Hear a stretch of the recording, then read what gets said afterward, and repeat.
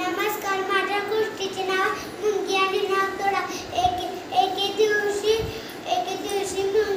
मुंगी दाण गोळा करत होती आणि नागतोडा पानावर आराम करत होता. एके दिवशी रोज तसंच होत चाललं.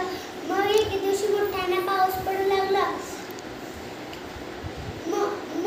मुंगी स्वतःच्या घरात गेली आणि नागतोडा पानावर झोपला होता. त्याला लक्षात येत नव्हतं की पाऊस पडला. मग नागतोडा पानावरून खाली पडला. मुंगी बाहेरून म्हणाली, नागतोडा तर खाली पडला, आता तो वरी कसं जाणार?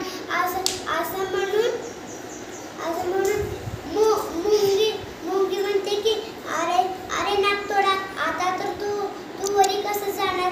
आता तर तुला जायला काहीच नाहीये. म्हणून नागतोडा म्हणतो की अरे मला तर पाऊस आले म्हणून मला हेच कळलं नव्हतं. असं म्हणून मुंगी तिथून जाते आणि नागतोडा त्या झाडाखाली बसतो. आणि सकाळ झाली. मुंगी परत एकदा दाण वेचायला गेली. नागतोडा झाडाच्याच खाली होता. मुंगी सगळेजण लाईन लावून जात होते. त्यातली ती मुंगी लाईन तोडून गेली. नागतोडाला म्हणली की अरे तू तर आता इतके दिवस किती बसलाय, चल आमच्या घरट्यात